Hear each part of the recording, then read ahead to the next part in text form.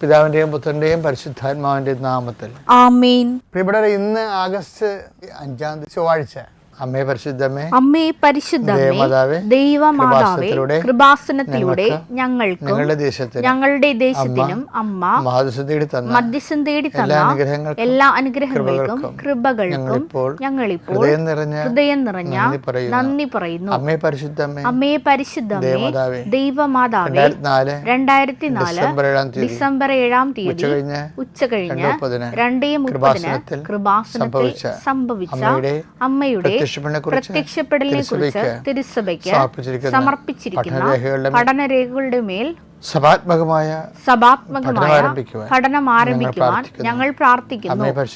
അമ്മേ പരിശുദ്ധമേ, ഭൂസ്വർ ലോകങ്ങളുടെ രാജ്ഞിയായ അങ്ങേയ്ക്ക് ഭൗമ സംരക്ഷണത്തിനായി പ്രപഞ്ച പ്രകൃതിയെ തന്നെ തിരുസഭ പ്രതിഷ്ഠിക്കുവാൻ ഈ പ്രത്യക്ഷീകരണം വഴി ഇടയാക്കണമേ.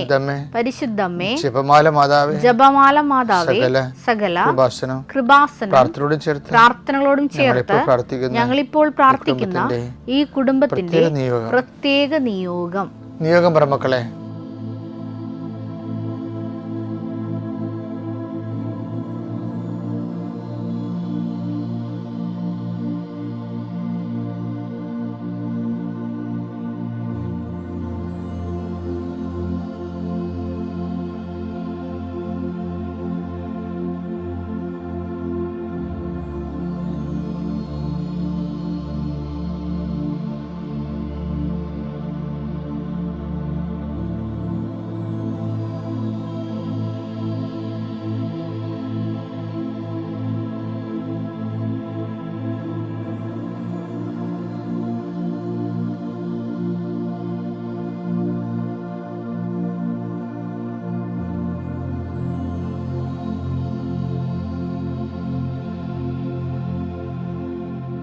അമ്മയുടെ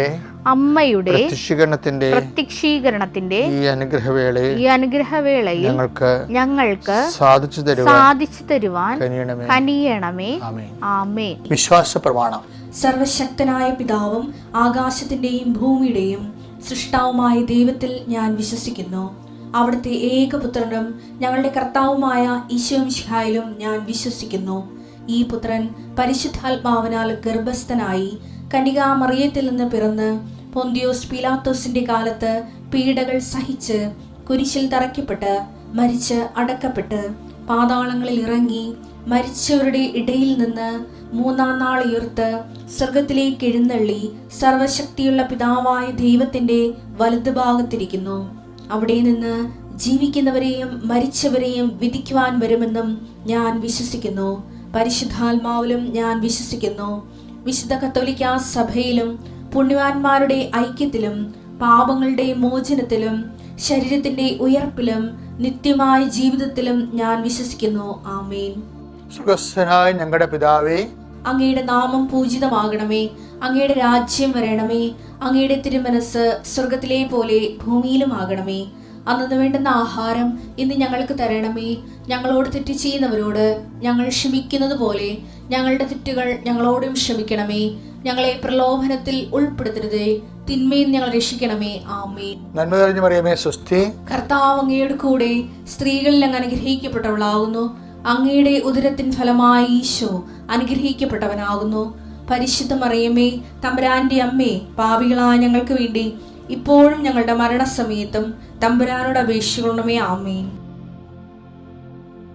എൻ്റെ കർത്താവിൻ്റെ ഉന്നതമായ നാമത്തിൽ നിങ്ങളുടെ വലത്തും ഇടത്തും വീട്ടിലും വഴിയിലും ജലത്തിലും കരയിലും മുകളിലും ഹൃദയത്തിലും കർത്താവിൻ്റെ ചൈതന്യം പ്രസരിക്കട്ടെ എന്ന് പ്രാർത്ഥിക്കുന്നു. ആത്മീയ തകർച്ചയുള്ളവരും പ്രാർത്ഥനയ്ക്ക് വിശ്വാസ തകർച്ച വന്നിട്ടുള്ളവരും അവർ കർത്താവ് വീണ്ടെടുക്കുന്നതിനായി പ്രാർത്ഥിക്കുന്നു. കേസുകൾ ഒന്നിനൊന്ന് നീണ്ടുപോവുകയും കേസുകൾ ജയിക്കുമ്പോഴും മറുപക്ഷം കൊണ്ടുപോയി വീണ്ടും അപ്പീലിന് പോവുകയും അങ്ങനെ കാണാത്ത കാരയ്ക്ക് കോടതിയിൽ വായിക്ക് കെട്ടിയിട്ടിരുന്ന ആൾക്കാർ വീണ്ടെടുക്കുന്നതിന് വേണ്ടി കർത്താവിൻ്റെ നാമത്തെ അവരെ ആശ്രയിച്ച് പ്രാർത്ഥിക്കുന്നു. നിങ്ങൾ അനുദപിക്കണമെന്ന് കർത്താവ് ആവശ്യപ്പെടുന്നു. അനുദപിച്ചുകൊണ്ട് കർത്താവിന് ബലം കൂട്ടണമെന്ന് കർത്താവ് ആവശ്യപ്പെടുന്നുണ്ട്. അതുകൊണ്ട് തന്നെ നിങ്ങൾ ദൈവത്തിൻ്റെ കോടതി ജയിക്കുന്നതിന് വേണ്ടിയുള്ള ശ്രമങ്ങൾ ഇന്ന് മുതൽ ആരംഭിക്കാൻ കർത്താവ് നിങ്ങളെ ആശീർവദിക്കട്ടെ. മുടി കൊഴിഞ്ഞു പോലെ കാണിക്കുന്നുണ്ട്.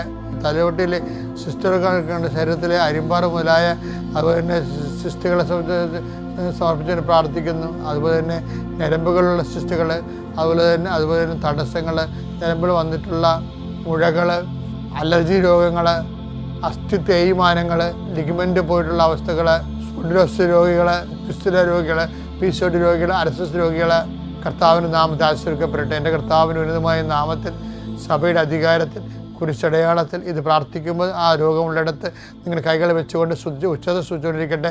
എൻ്റെ കർത്താവിനുമായ നാമത്തിൽ, സഭയുടെ അധികാരത്തിൽ, കുരിശിൻ്റെ അടയാളത്തിൽ, ദൈവത്തിൻ്റെ ശക്തിയ മാരക രോഗങ്ങൾ, തീരാവ്യാധികൾ, കൃപാസനത്താരെ ജീവരുടെ പ്രത്യക്ഷയുടെ പരിശുദ്ധ അവരുടെ മാധ്യസ്ഥത്തിലെ തൊണ്ടയുടെ രോഗങ്ങൾ യേശുവിൻ്റെ നാമത്തിൽ പൂർണ്ണമായ സൗഖ്യം പ്രാപിക്കട്ടെ. നമുക്ക് ആ വചനത്തിന്റെ കണ്ടിന്യൂഷനിലേക്ക് തന്നെ പോകാം. മത്തായി 13:8 ഒരു വായിച്ചേ. മറ്റു ചിലത് നല്ല നിലത്ത് വീണു. അത് 100 മേനിയും 60 മേനിയും 30 മേനിയും വിളവ് നൽകി. ഇപ്പൊ നല്ല നിലത്താണ് വീണത്. പക്ഷെ വിത്തുകൾക്ക് ഒരേ സ്ഥലത്ത് വീണിട്ടും പല വിളവാണ്. അതല്ലേ പ്രശ്നം. ഇപ്പം നമ്മൾ 30 മേനി കണ്ടു കഴിഞ്ഞ് വിശ്വാസത്തിൻ്റെ പ്രത്യാശയുടെ ആണ് 60 മേനി. അത് ഇന്നലെ കണ്ടു. ഇന്നിപ്പോൾ കാണുന്നത് എന്താ അറിയാവാ? 100 മേനിയാണ്. 100 മേനി എന്ന് പറയുമ്പോൾ എന്താണ് 100 മേനി?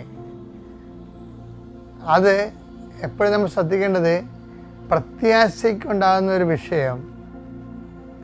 പ്രത്യാശയുള്ള 60 മേനി പഴയകാല അനുഭവങ്ങൾ.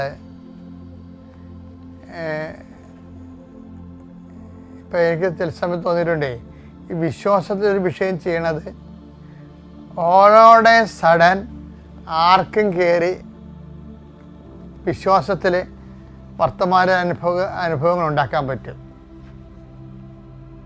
പക്ഷെ നമ്മൾ വിശ്വസിക്കുന്നു, അവർക്കത് അനുഭവമായി മാറുന്നു. പക്ഷേ അതാണ് സാധാരണ കേവല വിശ്വാസം. വർത്തമാനകാലത്തിൽ നമ്മൾ വിശ്വസിക്കുന്നു, നമുക്ക് അപ്പം തന്നെ അനുഭവം ഉണ്ടാകുന്നു. പക്ഷെ അത് 30 മേനിയേ ഉള്ളൂ. നമ്മൾ പ്രത്യാശിക്കുന്നു പറയുമ്പോൾ വർത്തമാനകാല അനുഭവം മാത്രമല്ല ഇതിനകത്തുള്ളത്, നമ്മുടെ പാസ്റ്റായിട്ടുള്ള അനുഭവങ്ങളില്ലേ. അതാണ് കുറച്ചുകൂടി ഗ്രോണപ്പ്, കർത്താവിൽ കുറച്ചുകൂടി വളർന്ന ആൾക്കാർക്കാണ് പ്രത്യാശ വരണത്. കഷ്ടത സഹനശീലവും എന്നല്ലേ പറയണത്. റോമ 5:4-5. എന്തെന്നാൽ കഷ്ടത സഹനശീലവും സഹനശീലം ആത്മധൈര്യവും ആത്മധൈര്യം പ്രത്യാശയും ഉളവാക്കുന്നു എന്ന്. അതായത് കഷ്ടത സഹനശീലം ഉളവാക്കുന്നു. കഷ്ടത എന്താ ഉളവാക്കുന്നത്? സഹനശീലം ആത്മധൈര്യം ഉളവാക്കുന്നു. ആത്മധൈര്യം പ്രത്യാശ ഉളവാക്കുന്നു.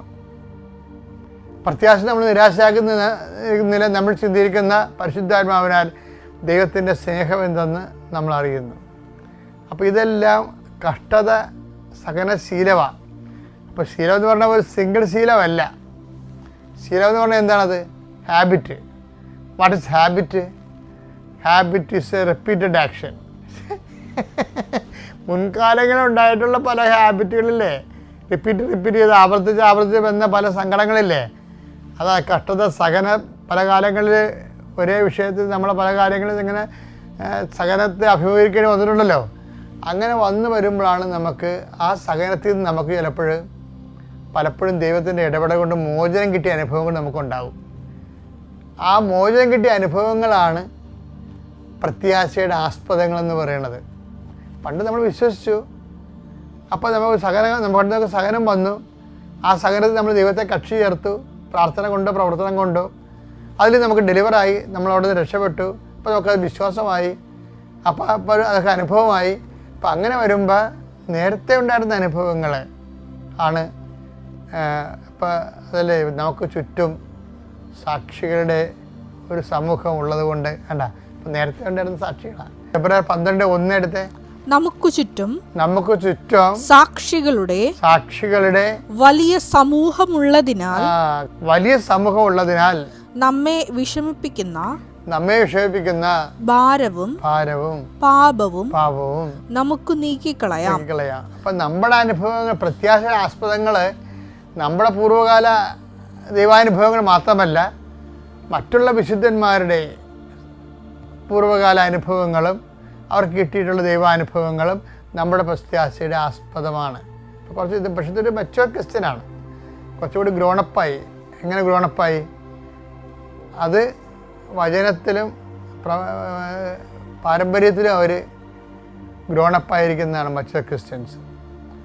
അവന് പാരമ്പര്യമുണ്ട്.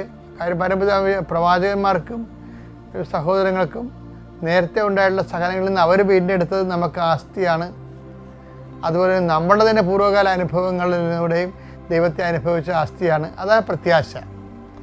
ഇനി അതൊക്കെ രണ്ടും ഉണ്ടെങ്കിലും 60 മേനിയാണ് പറഞ്ഞിരിക്കുന്നത്.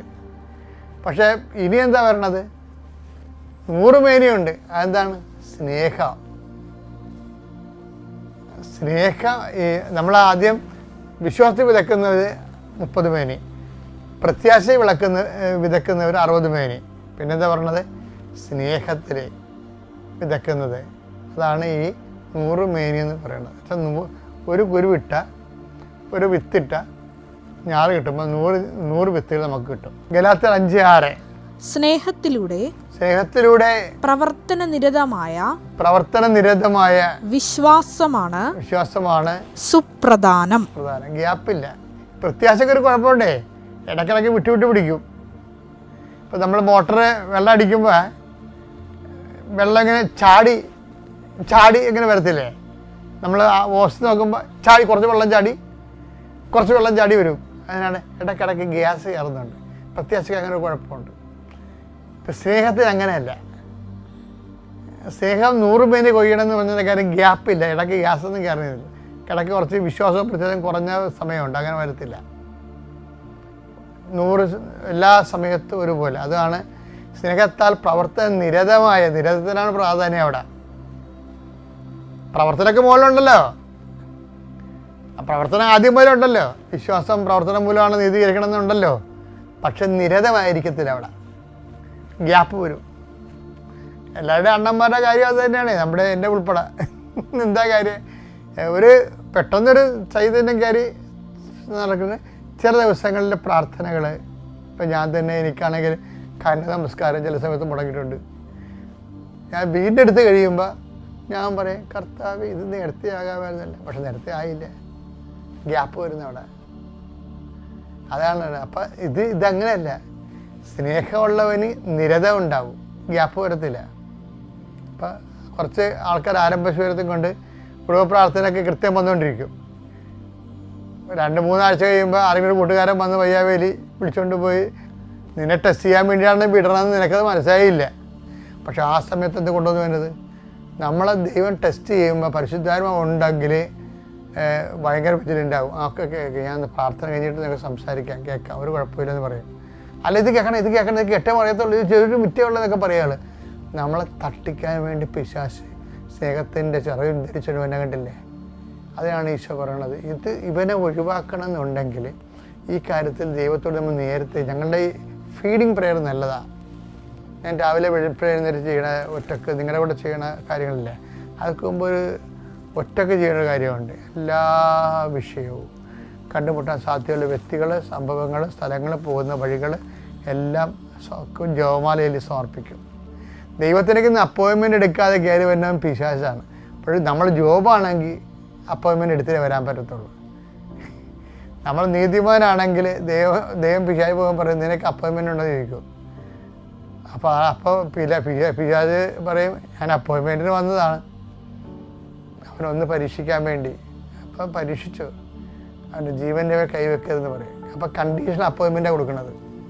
പിശാചിന് കണ്ടീഷണൽ അപ്പോയിൻമെൻറ്റാണ് കൊടുക്കുന്നത്. കാര്യം എന്താണ്? ജോബിന് ദൈവമായിട്ട് അണ്ടർകറൻ്റ് ഉള്ളതാണ്. അതുകൊണ്ടാണ് സഹനങ്ങളൊക്കെ ഉണ്ടാകാം, പക്ഷേ ദൈവമായിട്ടുള്ള ബന്ധമാണ്. സഹനം ഉണ്ടെങ്കിൽ ബന്ധം ഉണ്ടാകേണ്ട കാര്യമില്ല. സഹനം ഉണ്ടെങ്കിൽ ബന്ധം കൊടുകയല്ലേ വേണ്ടത്, കൊടുകയല്ല ചെയ്യണം സാധാരണ. അപ്പം അതുകൊണ്ട് എപ്പോഴും നമ്മൾ ശ്രദ്ധിക്കേണ്ട കുറച്ച് കാര്യങ്ങളല്ല ഒന്നാണിത്. അപ്പം ഇതേപോലെ സ്നേഹത്താൽ പ്രവർത്തന നിരതമായ വിശ്വാസം, അതാണ് 60 മേനി 100 മേനി എന്ന് പറയുന്നത്. 100 മേനി കൊയ്യാൻ നോക്കണം. ഓക്കെ.